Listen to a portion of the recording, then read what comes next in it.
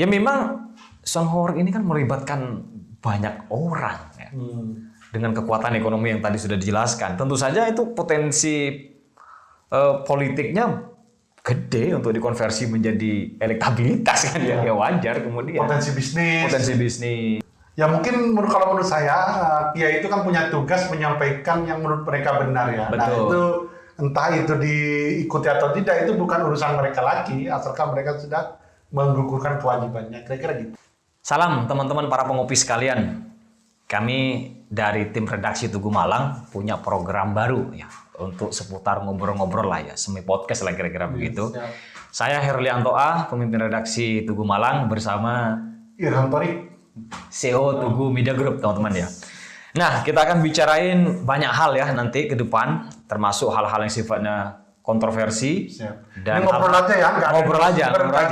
Nggak ada. host ya. Si penting obrolan tuh viral, kontroversi kita omongin. Kira-kira begitu Bang Bos. Nah, sekarang kita mau ngomongin soal Songhorek nih ya. Ini karena memang Malang ini lagi menjadi pusat perhatian salah satunya karena banyak Songhorek di Malang ini rame banget gitu kan. Satu hal di hal lain kemarin sangat kontroversi karena Songhorek itu diharamkan tapi masih rame. Kok bisa ya berarti? Nah itu orang udah nggak takut agama ya? nggak takut agama kayaknya. Gimana kira-kira? Diharamkan.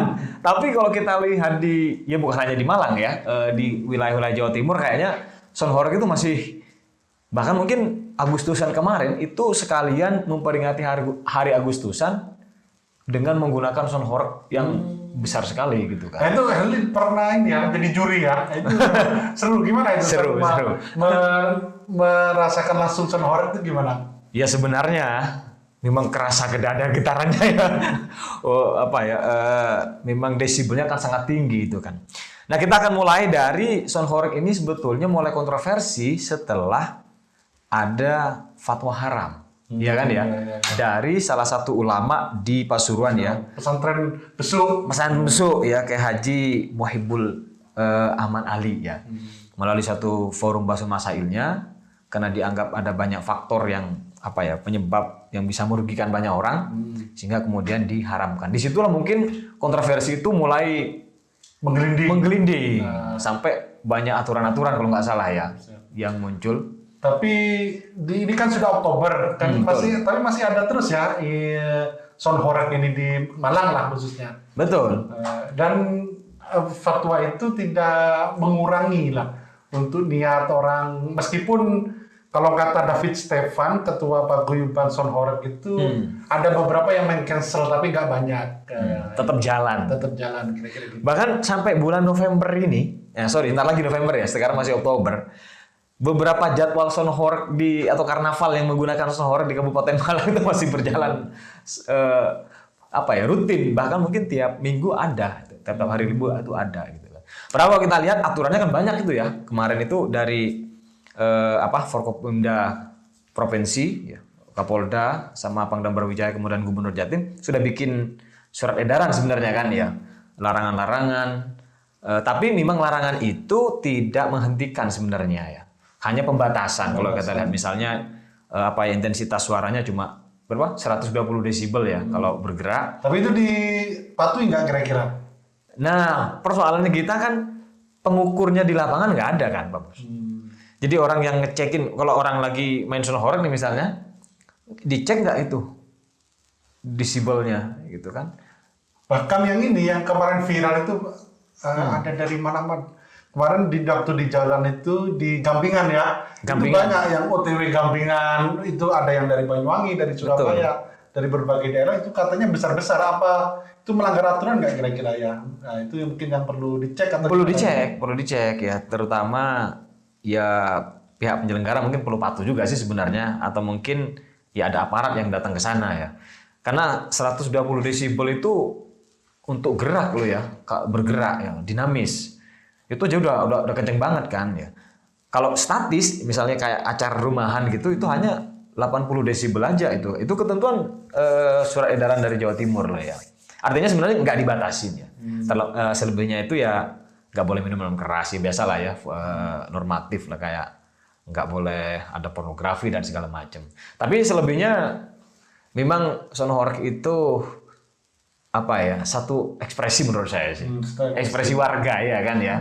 Dan itu sudah lama itu sebenarnya. Sudah lama. Sejak 2014. Betul. Sejak 2014 dan awalnya dari Malang, Kabupaten Malang. Betul.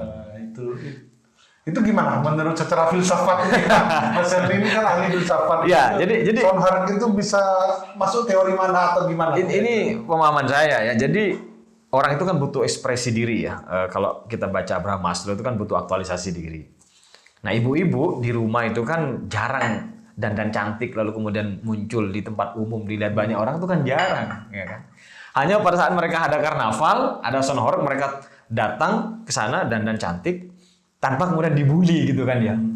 Itu satu hal yang sangat membahagiakan bagi mereka gitu. Karena dia bisa mengekspresikan dirinya ya, tampil cantik dan segala macam. Dan itu berbeda dengan orang-orang mungkin di kota. Kalau di kota ya tiap hari lah ke mall, ke kantor, udah cantik terus gitu kan. Kalau di desa kan jarang kayak gitu-gitu. Itu salah satu ekspresi sih menurut saya sih, itu pemahaman saya. Dan juga adu gengsi juga ya antar RT, antar RW itu, sehingga dia besar-besaran lah kira-kira. Bahkan misal satu keluarga itu iuran 1 juta itu nggak keberatan. Betul. Meskipun misal pendapatannya sebulan 2 juta atau itu dibuat separuhnya dibuat iuran, mereka nggak keberatan gitu. Atau bahkan ada pendapatan yang nggak pasti, tapi ketika iuran ini itu guyup selalu mengusahakan. Gitu. Apa ya? Mungkin sebagai suatu ekspresi itu tadi ya, artinya dia begitu total ya di situ. Warga itu total sebagai, apalagi misalnya dikaitkan dengan ulang tahun kemerdekaan RI kayak bentuk karnaval.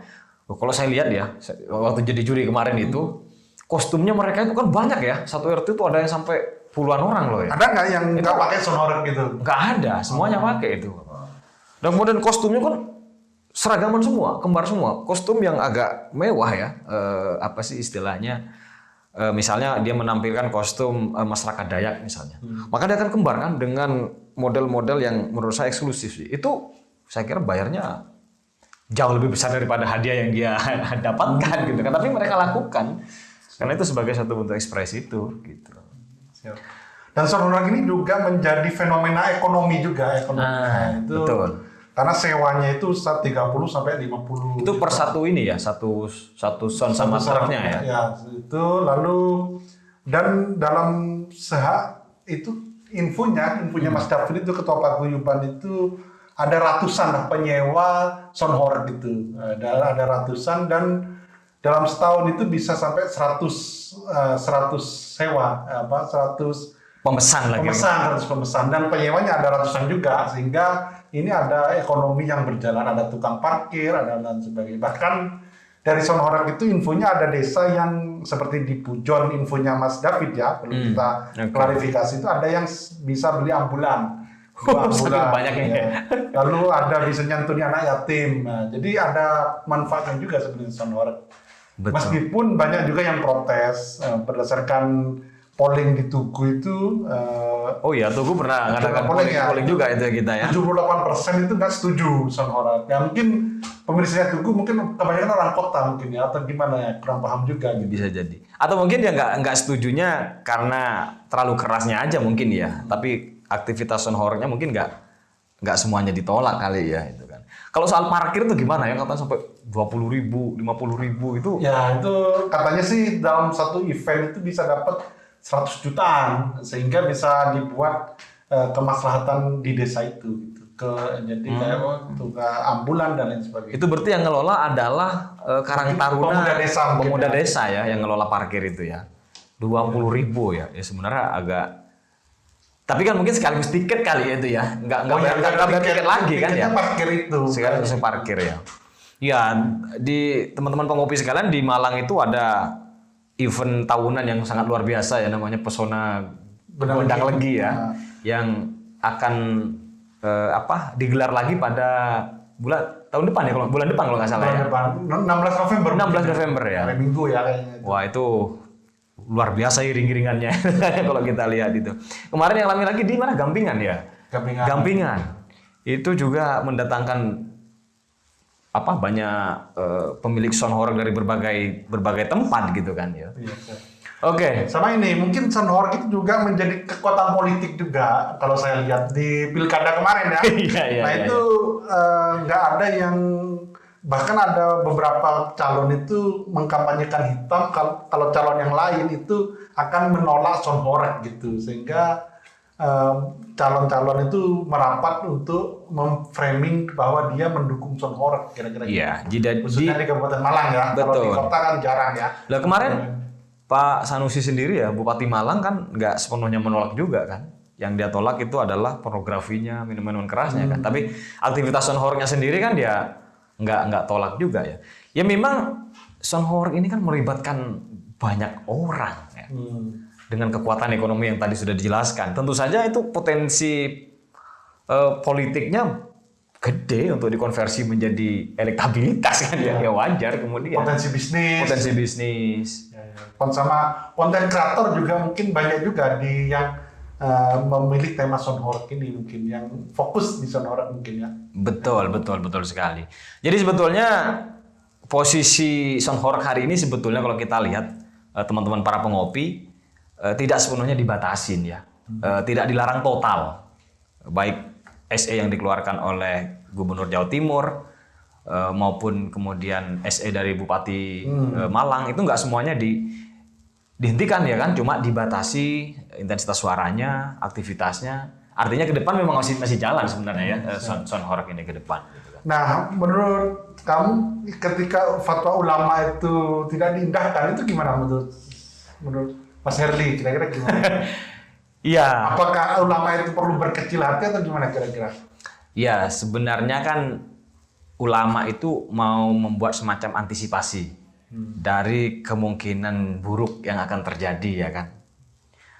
Termasuk dari Sonhork itu. Itu kan sebenarnya tidak, kalau kita lihat kan ada Basul Masail. Kita tahu lah Basul Masail itu kan bukan serta-merta lalu ngeluarin fatwa kan. Ada alasan. Ada perdebatan di dalam Basul Masail itu, pasti ada pro kontra juga di dalam Basul Masail itu. Cuma kan pada akhirnya Basul Masail itu kan harus memutuskan hasil akhirnya seperti apa. Dan itu kan yang kemudian dihasilkan dari yang Pondok Besukiah di Pasuruan itu. Tapi MUI Jatim kan nggak sepenuhnya mengharamkan juga kan, bersyarat juga kan, boleh dengan syarat kan kayak gitu-gitu. Ya mungkin kalau menurut saya Kiai itu kan punya tugas menyampaikan yang menurut mereka benar ya. Betul. Nah itu entah itu diikuti atau tidak itu bukan urusan mereka lagi, asalkan mereka sudah menggugurkan kewajibannya, kira-kira gitu. Betul. Oke teman-teman, saya kira Cukup ya. cukup dulu pembicaraan kita. Oh ya, kalau terakhir mungkin peran pemerintah gimana? Kabupaten Malang ini kan Sonhork berakhir dari Kabupaten Malang. Tapi peran pemerintah Kabupaten Malang ini belum terlihat gitu. Misal kenapa nggak ada lomba Sonhork atau apalah yang itu bisa, atau kreativitas yang di bidang Sonhork gitu. Mungkin lomba atau gimana, festival Sonhork. Nah, itu kan menarik mungkin ya kalau pemerintah Kabupaten Malang mengadakan itu. Kalau menurut Mas Herli gimana? Ya bisa jadi negara itu kan harus hadir memfasilitasi kan, itu sudah prinsipnya, memfasilitasi kreativitas rakyatnya, sekaligus kemudian membuat nyaman pada orang lain kan, sehingga pembatasan tadi kan dalam rangka prinsip itu. Nah salah satunya mewadahinya dengan mengadakan kegiatan-kegiatan itu, lomba dan segala macam, dikasih tempat, dikasih ruang, sehingga tidak liar kan, kira-kira begitu kan ya aktivitas Sonhork itu, dan lebih kreatif, lebih berbudaya, kira-kira begitu kan. Saya setuju jika Kabupaten Malang kemudian punya program-program kayak gitu. Menurut saya begitu. Oke, cukup. Cukup teman-teman. Tayang perdana ya. Tayang perdana. Seminggu sekali ya. Nanti teman-teman para pengopi sekalian boleh ngusulin topik-topik apa yang mau kita bicarain ya, kira-kira begitu ya di kolom komentar. Oke, saya kira gitu. Terima kasih teman-teman. Kita ketemu di sesi berikutnya. Sekian.